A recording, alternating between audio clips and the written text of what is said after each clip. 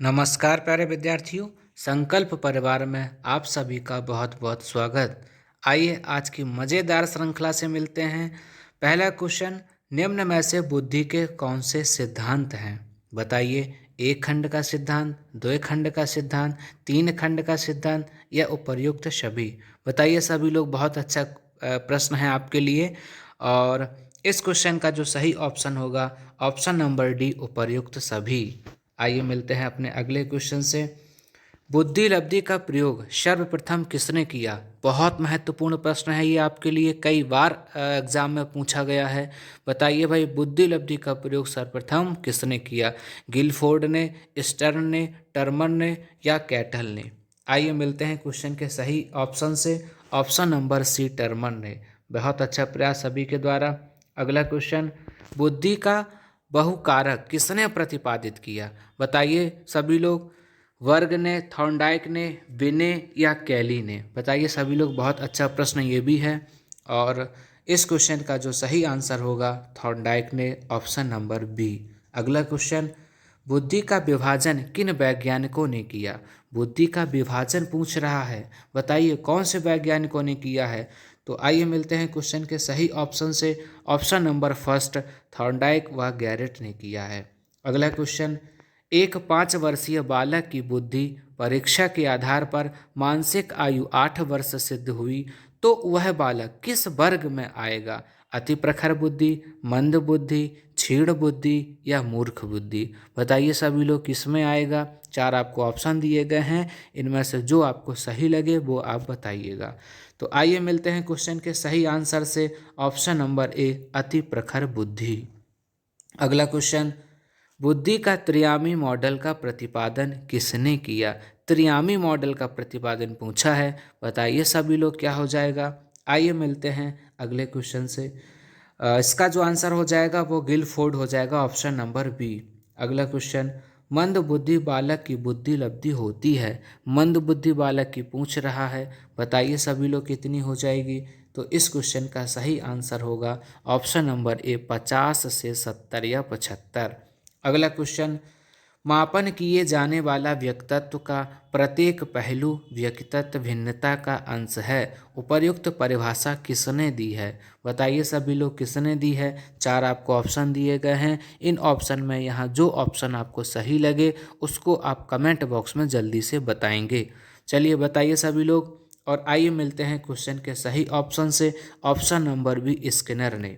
अगला क्वेश्चन, बाल अपराधियों की आयु होती है। बताइए भाई क्या होती है? इसमें तो बहुत अच्छे ऑप्शन दिए गए हैं, आप बड़े आराम से बता सकते हैं।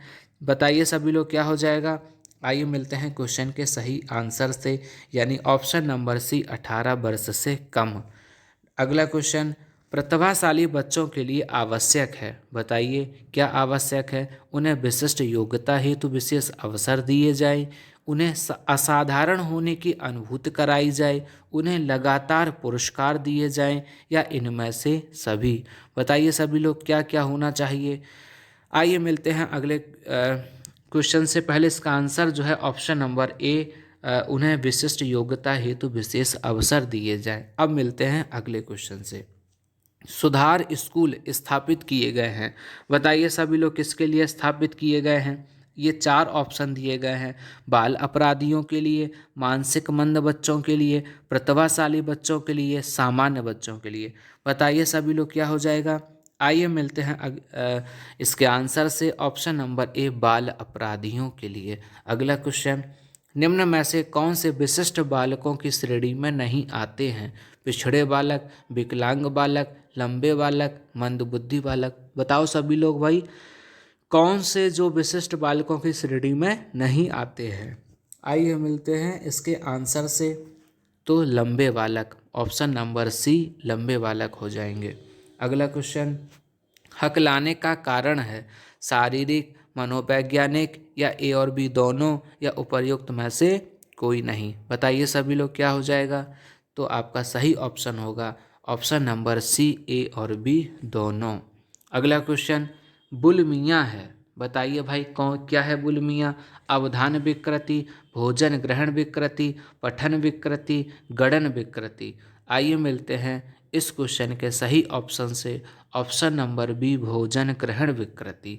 अगला क्वेश्चन, यदि एक बालक कक्षा का औसत कार्य नहीं कर पाता है तो वह है अपचारी, पिछड़ा, समस्याग्रस्त, शिक्षक प्रशिक्षण की कमी। बताइए भाई क्या हो जाएगा, कौन सा ऑप्शन सही होगा। आइए मिलते हैं सही ऑप्शन से, ऑप्शन नंबर बी पिछड़ा बालक।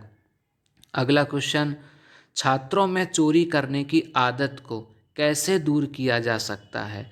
पारितोषिक देकर, उदाहरण देकर, ताड़न देकर, सजा देकर। बताइए सभी लोग। तो मिलते हैं इसके सही आंसर से, यानी उदाहरण देकर। ऑप्शन नंबर बी सही है।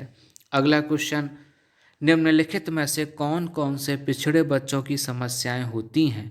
बताइए भाई, चार आपको ऑप्शन दिए गए हैं, इनमें से कौन सा बिल्कुल सही होगा। आइए मिलते हैं इस क्वेश्चन के सही आंसर से। इनमें से सभी सारी समस्याएं होती हैं। कम शैक्षणिक योग्यता, संवेगात्मक समस्याएं, सामाजिक समस्याएं। आइए मिलते हैं अगले क्वेश्चन से। अंधे बालकों को शिक्षण देने की पद्धति है। बताइए, पाठ्यक्रम सहगामी क्रियाएं, श्रव्यगामी, ब्रेल लिपि या टंकण विधि। पूरा भरोसा है, पूरी उम्मीद है आप सभी लोग इस क्वेश्चन का आंसर बिल्कुल सही बताएंगे। तो क्वेश्चन का सही जो ऑप्शन है, ऑप्शन नंबर सी ब्रेल लिपि। आइए मिलते हैं अगले क्वेश्चन से। विशिष्ट बालकों के अंतर्गत निम्नलिखित में से कौन सा बालक आता है। पिछड़ा बालक, प्रतिभाशाली, मंदबुद्धि या इनमें से सभी। बताइए सभी लोग क्या हो जाएगा। आइए मिलते हैं इस क्वेश्चन के सही ऑप्शन से। इनमें से सभी, पिछड़ा बालक भी, प्रतिभाशाली भी और मंदबुद्धि भी। आइए मिलते हैं अगले क्वेश्चन से। एक बालक अपनी दुख भरी परिस्थिति को भुला देता है तो उसे क्या कहते हैं। बताइए भाई, चार ऑप्शन दिए गए हैं, इनमें से कौन सा ऑप्शन आपका सही होगा। चलें जल्दी से बताएं सभी लोग। आइए मिलते हैं इस क्वेश्चन के सही आंसर से, ऑप्शन नंबर सी दमन। अगला क्वेश्चन, सिजोफ्रेनिया का संबंध किससे है। शारीरिक रोग, मनोरोग, विकलांगता या तीनों सही है। बताइए सभी लोग। तो आइए मिलते हैं इस क्वेश्चन के सही आंसर से, ऑप्शन नंबर बी मनोरोग। अगला क्वेश्चन, स्कूल से भागने वाले बालक के अध्ययन की सर्वाधिक उपयोगी विधि है। प्रश्नावली, प्रयोगात्मक, सर्वेक्षण या केस स्टडी विधि। बताइए सभी लोग कौन सी विधि है। आइए मिलते हैं इस क्वेश्चन के सही ऑप्शन से, option number D case study विधि। अगला क्वेश्चन, छात्रों को गृह कार्य दिया जाना चाहिए। बताइए कितना दिया जाना चाहिए, ज़्यादा, कम, अनुचित या संतुलित। सभी लोग जल्दी से बताइएगा। आप भी भविष्य में एक अध्यापक बनने जा रहे हैं तो आपको भी पता होना चाहिए कि इनमें से कौन सा ऑप्शन आपका बिल्कुल सही होगा। आइए मिलते हैं इस क्वेश्चन के सही ऑप्शन से, ऑप्शन नंबर डी संतुलित। अगला क्वेश्चन, खेल पद्धति के प्रवर्तक माने जाते हैं। बताइए सभी लोग, ये भी बहुत अच्छा क्वेश्चन है, महत्वपूर्ण है, ये भी आपका एग्जाम में पूछा गया है। बताइए सभी लोग कौन है। बहुत सरल है, सभी का आंसर आ गया होगा। इस क्वेश्चन का सही ऑप्शन होगा option number D Henry Caldwell Cook. अगला क्वेश्चन, हार्वर्ड की पंचपदी प्रणाली में परगणित पद नहीं है। प्रस्तावना, प्रस्तुतिकरण, उद्देश्य, मूल्यांकन। बताइए सभी लोग क्या नहीं है। तो मिलते हैं इस क्वेश्चन के सही ऑप्शन से, ऑप्शन नंबर डी मूल्यांकन। अगला क्वेश्चन, प्रोजेक्ट विधि का प्रयोग सबसे पहले सामाजिक विज्ञान में किसने किया। बताओ भाई, प्रोजेक्ट विधि का प्रयोग सबसे पहले किसने किया।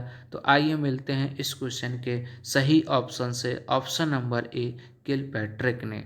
अगला क्वेश्चन, शिक्षा में पढ़ाते समय सबसे पहले क्या बनाया जाता है। वार्षिक योजना, इकाई योजना, दैनिक पाठ योजना या प्रतिमान। बताइए सभी लोग। आइए मिलते हैं क्वेश्चन के सही ऑप्शन से, तो ऑप्शन नंबर बी इकाई योजना। अगला क्वेश्चन, डाल्टन शिक्षण विधि का विकास किसने किया। बताओ सभी लोग किसने किया। चार आपको ऑप्शन दिए गए हैं, इनमें से कौन सा सही होगा। आइए मिलते हैं क्वेश्चन के सही आंसर थे, option number C Miss Helen Parkhurst ने।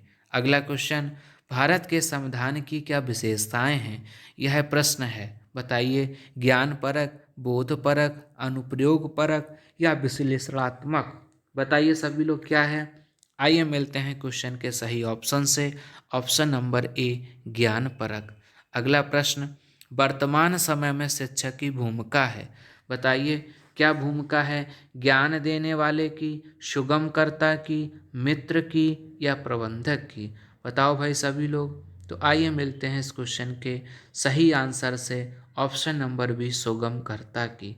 अगला प्रश्न, परियोजना विधि के प्रतिपादक हैं। बताइए भाई कौन प्रतिपादक हैं। चार आपको विकल्प दिए गए हैं, इन विकल्पों में से आपको जो सही लगे, उचित लगे, वो आप बताइएगा।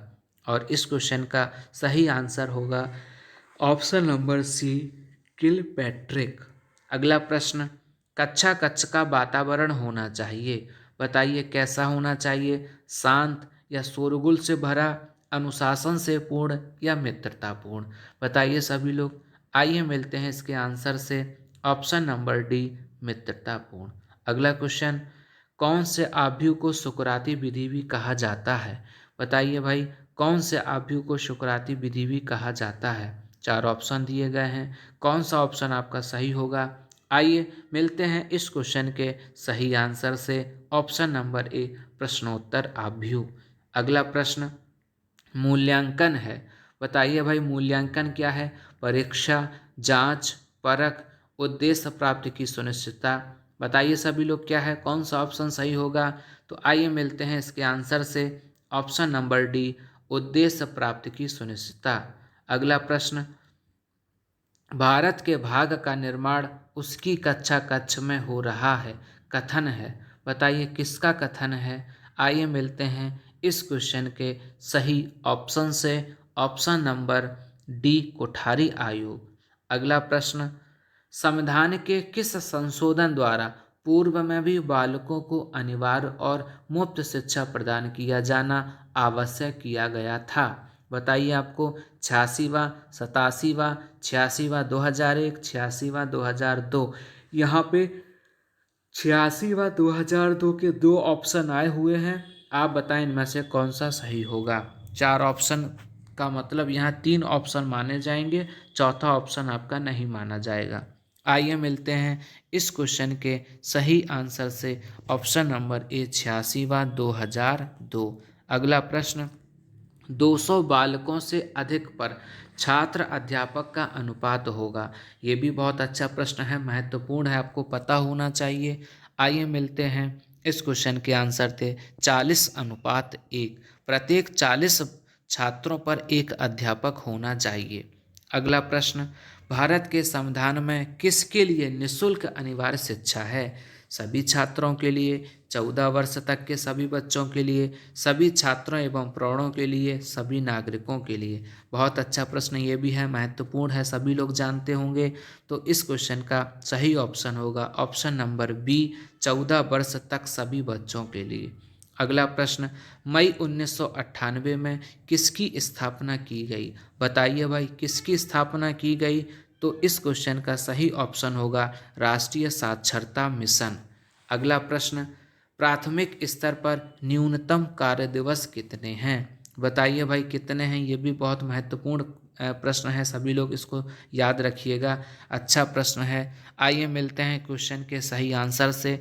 ऑप्शन नंबर ए, 200। ये जो श्रृंखलाएं चल रही हैं ये आने वाले एग्जामों में आपके लिए बहुत उपयोगी साबित होंगी। तो इसी तरह आप सभी लोग श्रृंखलाओं में जुड़ते रहिएगा, अच्छा प्रदर्शन करते रहिएगा। चलिए आज की श्रृंखला आपकी यहीं तक की है। आप सभी विद्यार्थियों का बहुत बहुत धन्यवाद।